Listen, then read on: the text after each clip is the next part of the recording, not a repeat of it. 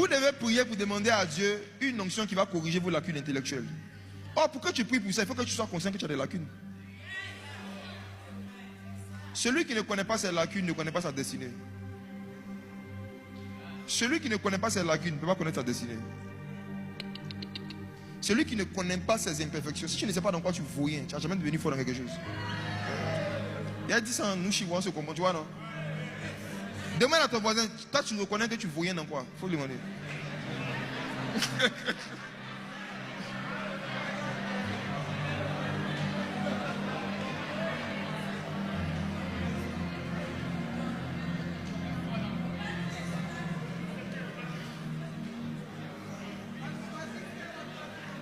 Vous êtes la lumière du monde.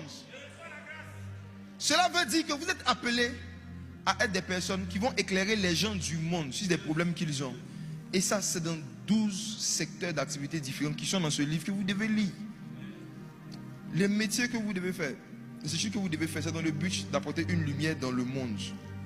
Il faut que vous étudiez de cette intention. Il faut que tu étudies dans l'intention de devenir un expert, de devenir instruit dans ton domaine pour solutionner des problèmes du monde.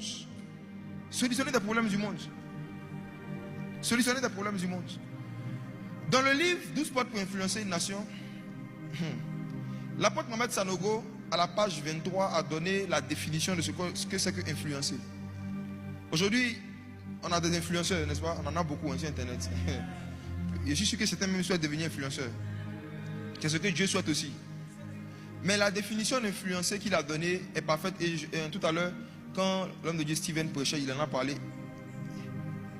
L'apôtre Mohamed Sanogo a dit à la page 23 de ce livre-là que, en fait, influencer, ça accomplit sa mission. C'est tout. Influencer, ça accomplit sa mission. Donc, ça veut dire que ne peut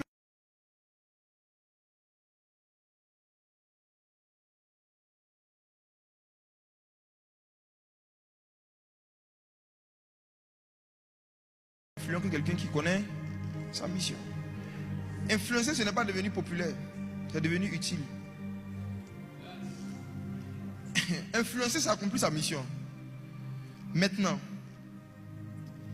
la majorité des païens que Dieu veut sauver aujourd'hui ne peuvent pas être, ils seront de moins en moins influencés par des prédicateurs que nous sommes, par nous les bergers que nous sommes, surtout nous les pasteurs des églises évangéliques.